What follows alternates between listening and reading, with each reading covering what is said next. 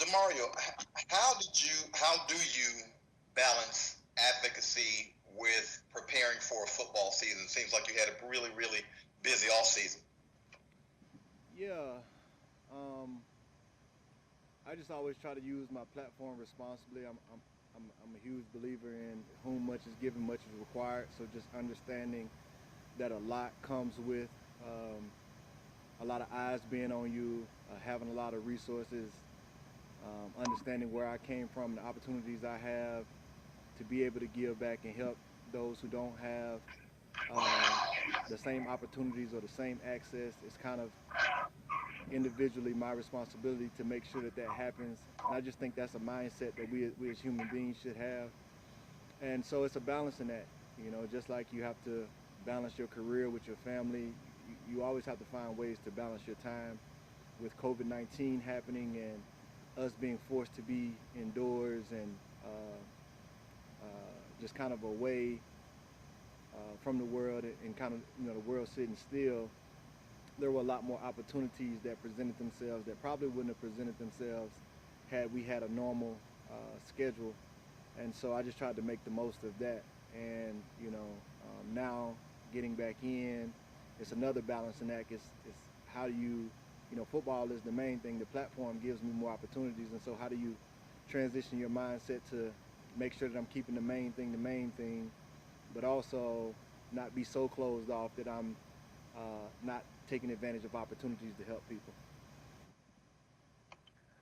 All right. The second question is going to be from Amos Morale. Amos. Hey, Demario.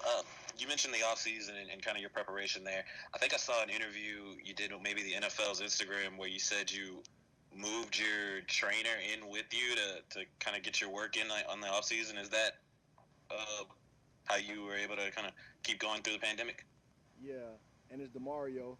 Um, it was good. I felt like how do you navigate training and getting in the best shape um, with COVID-19, and you can't go to a lot of the gyms were closed down. You couldn't train as normal. We weren't going to be spending as much time around the team. So my wife and I felt it was best if I had the trainers move in with us, and so that way we could limit the amount of contacts that we were having with people on the outside and still be able to train to an optimal level. And it was good. So we got a couple of months out of it where my trainer was living with me, and we were able to find ways to take our game to the next level.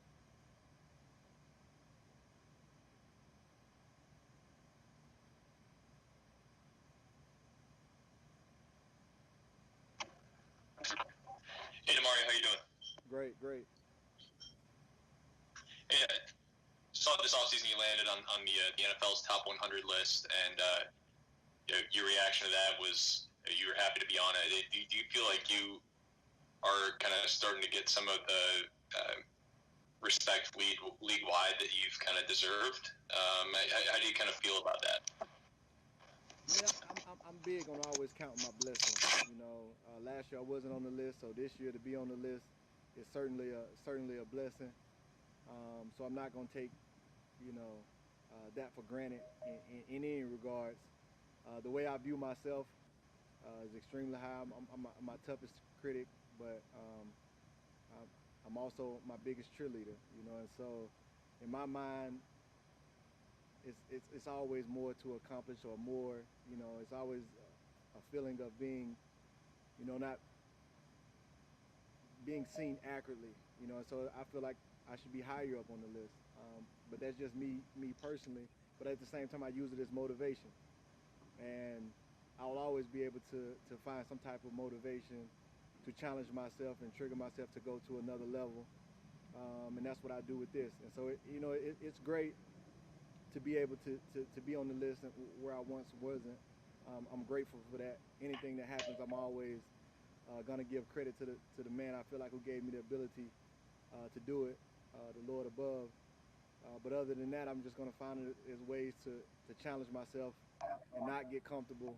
It's like 67 is too low, and so I'm just gonna use that as motivation to prove that you can't find a player like me inside the game. And so It's a constant ability to prove that, and I think me improving that or chasing proving that makes me better for my team.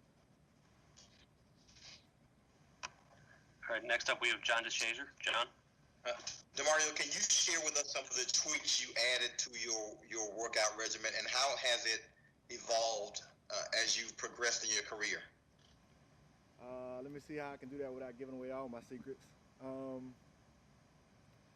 I did a lot more water workouts this year because it was a way that I could train my conditioning and train my body at the same time, because the water kind of recovers you at the same time that you're training. So I was able to train in the water for 2.5, 3 hours and not be, so fatigued that I couldn't work out the next day. And it was a lot of ways that we could train, above the water and train underneath the water, which was 2 forms of conditioning. So now my body is being conditioned. Also, I'm expanding my lungs as well. So those were one of the biggest ways, being a player that plays 90+% of the snaps. The longer that I can go at a higher percentage of my maximum ability, the better I'm going to be for my team. And so that's kind of how I took it on. There were definitely areas that I thought that I could, on top of having a good year in coverage, I could even increase and go to another level. Also with my blitzing and angles, and just finding ways to impact the game. Creating turnovers is an area that my coach challenged me this offseason, so I incorporated a lot of that stuff. And so it was a lot of things that I did differently because, last year was a good year, but now when I watch the film, even in meetings now, I watch the film and it was like, dang, that player really wasn't that good to me. And so I'm excited to see what I can bring to the table this year. All right, next question is for Amy Just. Amy? Hey, Demario, how you doing? How you doing, Amy? I'm good. So now that y'all have been in the facility for a couple days, what's been one of the hardest things to adjust to with all of the new coronavirus safety protocols? I think the hardest thing is just being not to be able to be in close contact with your teammates and your coaches.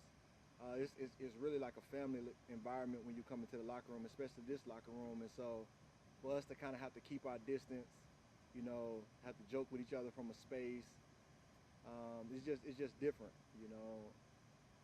I can't really explain that to somebody that doesn't see it on a regular basis. But I mean, you see how close we are and how bonded we are and how we joke a lot. And so now we're having to do that and watch our spacing. We got these trackers on, so it blinks when you're too close to somebody. So definitely needed for the safety precautions, but it's just different. It's hard to be in an environment with people that you care about, that you're close with and you're bonded with, but you have to keep your distance. All right, next up we have Nick Underhill. Nick? Yeah, I'm just curious about your blitzing. Watching you, it's so effective, and you often get through without ever even getting in touch. You just kind of mentioned the angles and everything. I'm just kind of curious about your process there, and how much work you put into that aspect of your game. Yeah, it's so much more mental than it is physical, and that's what I think people don't understand. You can be fast and strong, and even have good hands, and you need to train those things too. But so much of it is just about getting to certain spots before guys are anticipating you being at that spot. And so understanding the angles and the amount of steps and the alignment that you have to be in, it's very similar to a basketball player. A basketball player ain't just shooting shots, they're getting to spots on the court to shoot. And so pre-snap, if I can get to a certain spot, it puts me in a better position to get to a certain spot post-snap.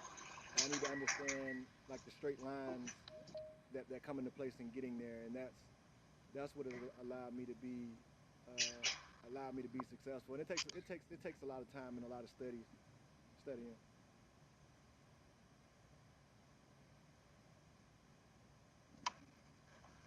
All right, next question is for Doug Mouton. Doug? Yeah, hey, Demario, are you confident that the NFL can pull this off and start the season on time as scheduled right now?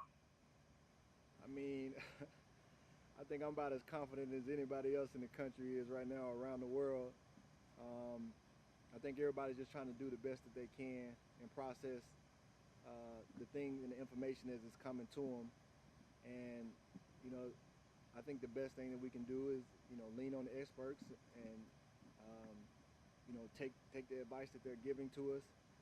As far as players, they have a protocol system, and so I'm just trying to follow that protocol system as much as I can to be as safe as I can for myself and for my family and for my teammates and colleagues. So I think I'm just doing, I feel about it just about, probably about the same as anybody else.